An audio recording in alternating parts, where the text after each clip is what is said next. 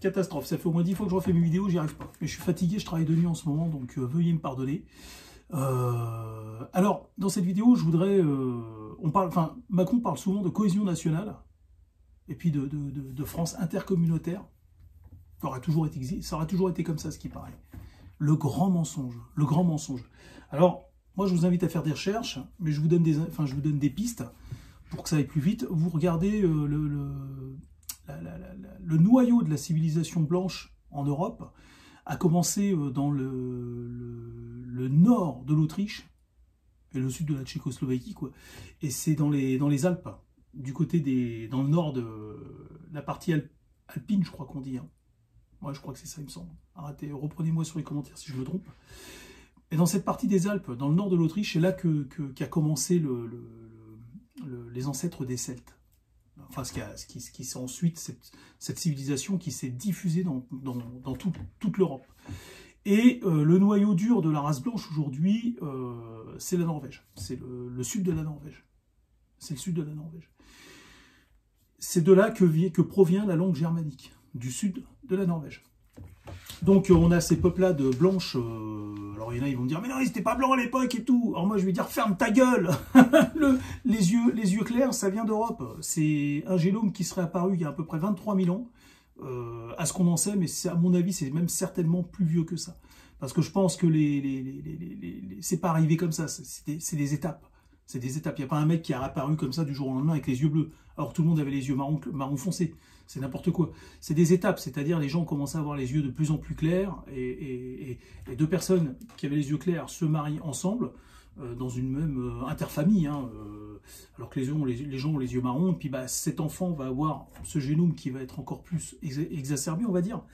Et ainsi de suite. Et puis je pense qu'à un moment donné, il y a une sélection qui s'est faite, c'est-à-dire que ceux qui avaient les yeux clairs, les femmes et les hommes avaient plus de succès, à mon avis. Je pense, je ne sais pas, je dis ça comme ça. Et donc, du coup, ils avaient une facilité de procréation, on va dire. Et donc, je pense que ça s'est joué comme ça, certainement. Ça s'est joué comme ça. Et donc, voilà. Et donc, du coup, la race blanche est née comme ça, de cette façon-là. Et ensuite, il y en a qui sont devenus encore plus pâles et avec des traits encore plus typés et plus distincts dans le nord, dans le sud de la Norvège. Et puis après, bah, ils se sont ensuite répandus et ça a recommencé, ils sont revenus dans le sud. Et voilà quoi. Mais quand on vous dit oui, la France, l'Europe est un melting pot et tout, c'est complètement faux en réalité. C'est complètement faux. Il y a toujours effectivement eu un apport parce que les frontières ne sont pas complètement hermétiques, on est d'accord. Donc finalement, les hindous se sont toujours mélangés avec les gens qui avaient autour de chez eux, et ainsi de suite, un peu partout. Donc, mais il y avait un métissage qui était fait de façon naturelle. Vous comprenez ce que je veux dire? De façon naturelle. Et si vous voulez, le génome, à ce moment-là, avait le temps d'absorber, le temps de se raccommoder, de se rafistoler, et puis entre génomes, enfin bref, entre types humains. Et je pense que ça crée des métis peut-être de meilleure qualité. Je ne sais pas, vous allez dire, oh, c'est une honte de parler comme ça et tout. Eh bien, écoute, je t'emmerde. Voilà, c'est aussi simple que ça. Parce que c'était la nature, tout simplement. On ne peut pas faire mieux que la nature. D'accord ? Les choses qui sont faites de façon naturelle. Alors, il y en a, ils vont dire, mais non, il y a toujours eu des viols. Oui, il y a eu des viols, certainement, à l'époque, entre même Néandertal et Homo sapiens, on ne sait pas, on pense qu'il y en a eu. Et entre Homo sapiens et Homo sapiens, à l'époque, voilà, il n'y avait pas la Convention de Genève il y a 40 000 ans, donc oui, il y a eu forcément des viols. Voilà, je pense que les femmes se faisaient violer régulièrement par même des membres de leur famille, dans la grotte, sous la hutte, ça devait arriver, l'inceste et compagnie. Et donc, quand on nous vend pour en revenir au vif du sujet, quand Macron nous vend cette France intercommunauté, et cette France plurielle, comme il nous dit le Moundir, là, le clown de Koh-Lanta qui mange des lézards et qui voulait tuer une chèvre, c'est pas lui qui voulait tuer une chèvre, non. Enfin bref, et donc, enfin il n'y a pas que lui, hein. Je vais pas m'acharner sur Moundir, parce que en réalité tous les gens qui font Koh-Lanta sont plus ou moins arrivistes en général.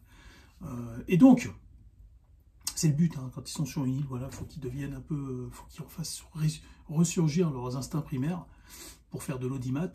Et donc, on nous vend cette France plurielle.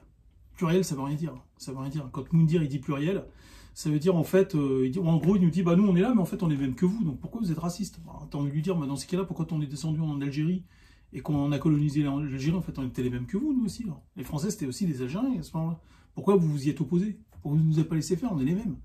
Alors, les Indiens en Amérique, c'est pareil, c'est les mêmes que les Européens, les colons européens, donc on est tous les mêmes. Donc il y a à se plaindre de rien du tout, finalement, en fait. Un être humain qui fait un autre truc sur un être humain, c'est mon frère. Bah oui, on est tous issus de la même...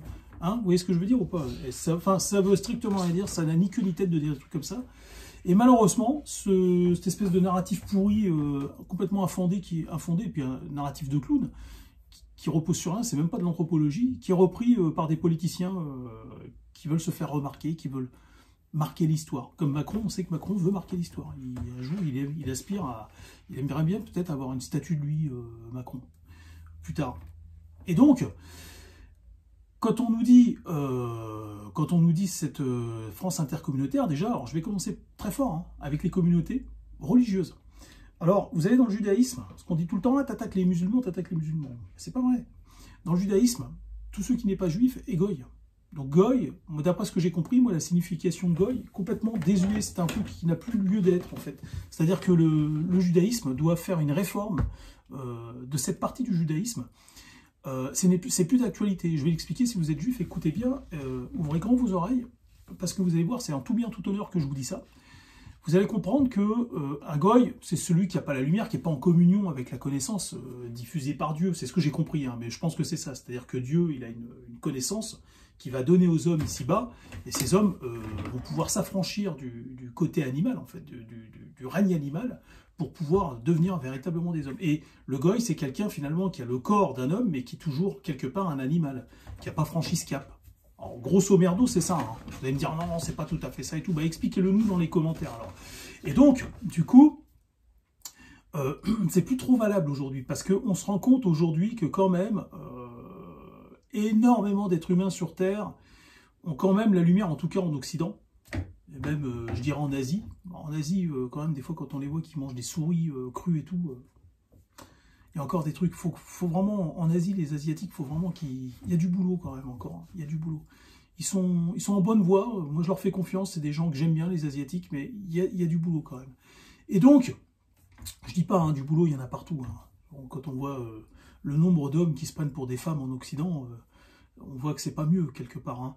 Mais enfin, des malades, quoi, des malades mentaux. Enfin, pour moi, hein, selon moi, je les perçois comme ça. Et donc, vous vous apercevez que ces communautés religieuses, on nous demande de vivre, nous, en interaction avec des gens qui ont une religion. Et dans la religion, il est clairement dit, établi, que si tu ne fais pas partie de cette religion, tu es un sous-citoyen, tu es un goy, tu es quelqu'un qui n'a pas la lumière, qui est machin. C'est quand même assez grave. Excusez-moi, mais c'est quand même assez grave. C'est pour ça que moi je demande aux membres, en tout bien, tout honneur, aux membres de la communauté juive, de commencer à développer une réflexion là-dessus, et vraiment à créer une réforme là-dessus. Chaque religion a besoin de réforme. Hein. Et ça, pour moi, la seule réforme que les juifs doivent faire par rapport aux goy, je leur demande pas de retirer le terme goy. C'est-à-dire que maintenant, il y a des gens qui ne sont plus des goy, même s'ils ne sont pas juifs. C'est-à-dire que tu prends des juifs il y a 1000 ans. T'imagines, tu prends un goy d'aujourd'hui, qui est ingénieur, pas forcément ingénieur, qui a une bonne culture générale, et qui travaille à l'usine, qui est prolétaire, et tu le mets il y a 1000 ans. Donc tu prends d'un coup de baguette magique, tu le mets il y a 1000 ans.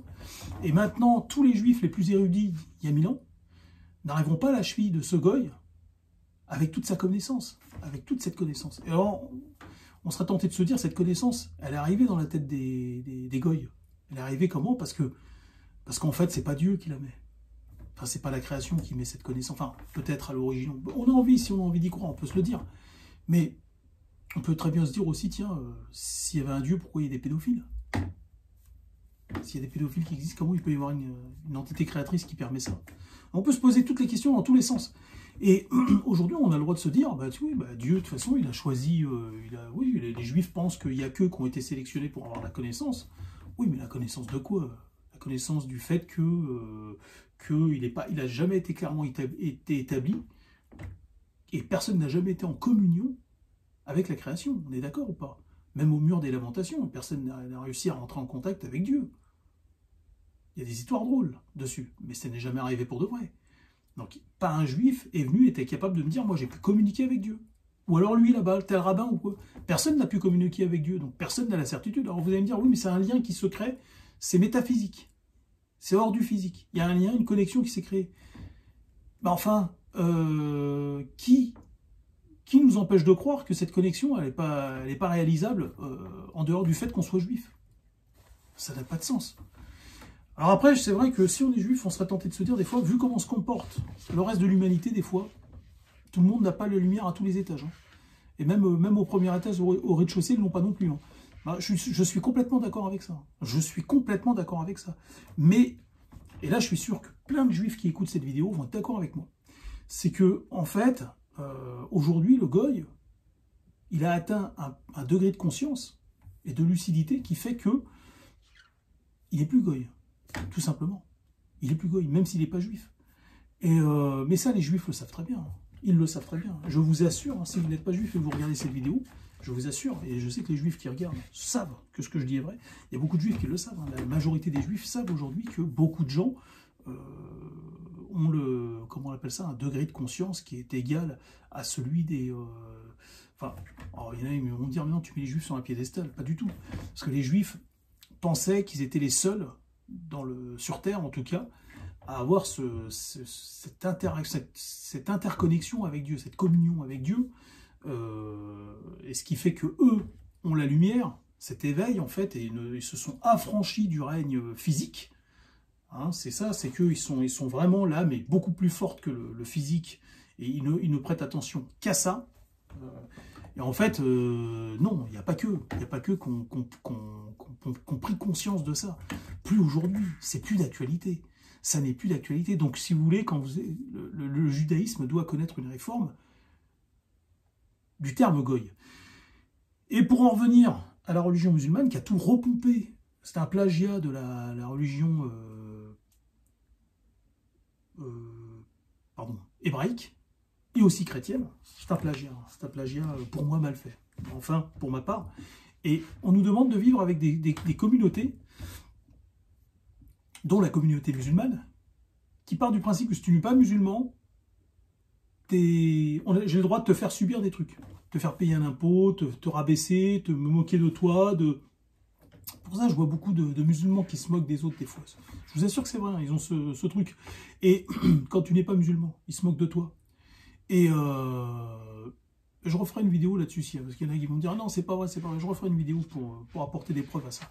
Et donc, Macron nous demande d'être en communion, enfin d'être en interaction et faire comme si tout était merveilleux, de vivre avec des gens. C'est-à-dire que nous, on ne le pense pas. Moi, je ne pense pas que c'est parce que tu penses comme moi, ou que tu ne penses pas comme moi, que forcément tu es un clébard ou un sous-homme. Et on me demande, moi, de vivre avec des gens et de les apprécier, en sachant très bien que dans leur livre sacré, ils y tiennent, et ils le suivent, à la lettre, pour la plupart. Dans leur livre sacré, il y a marqué que moi, j'ai pas la lumière, je suis quelqu'un de bête, quoi, stupide, incapable de comprendre ce que eux, eux, ils s'imaginent qu'ils sont capables de comprendre des contextes et des concepts que moi, je suis incapable même d'imaginer une seule seconde. Hein. Et moi, on me demande de tisser quelque chose, des liens solides avec des gens comme ça. Et comment je peux faire? Je suis dans l'impasse, moi. Même eux sont dans l'impasse avec leurs livres religieux, qui leur ordonnent de ne pas établir de contact avec moi, ou alors de me convertir. Il n'y a que comme ça que le contact se fera. Et donc, cohésion nationale, de quoi? Et je termine là-dessus. Il suffit, vous avez 20 communautés en France. Il y en a 15 qui respectent, qui jouent le jeu. Il y en a 5 qui ne respectent pas. Eh ben, je peux vous assurer que les 15 autres communautés vont arrêter et vont être obligées à un moment donné de faire comme les 5 autres qui ne respectent pas, finalement, de faire à leur façon et de créer un repli identitaire. Et qui se retrouvent embourbés au milieu de tout ça, ben, c'est les Français de souche. Parce qu'ils ne sont pas communautaires, c'est pas une secte, c'est pas une communauté, c'est pas une diaspora. Donc le Français de souche, lui, il est gentil, et l'Européen de souche, hein, par extension, il est gentil, et c'est la grande victime de tout ça. Et là, vous avez des guignols, dont Macron, hein, quand il se comporte comme ça, qui vient et qui dit, oui, il te parle de cohésion nationale. Mais de quelle cohésion nationale tu parles? De quelle cohésion intercommunauté tu parles? Ça n'existe pas. Même sur le papier, ça n'existe pas. Même sur le papier, ça n'existe pas. C'est marqué dans leur truc. Tu lis, toi, t'es goy ou t'es couffard. Tu lis, tu dis, ah bah tiens, il y a marqué que moi, regardez ce que je suis. Ah bah ils ont aucune considération pour moi. Ah bah tiens, ça vaut bien la peine de s'arrêter de leur dire bonjour quand on se croise.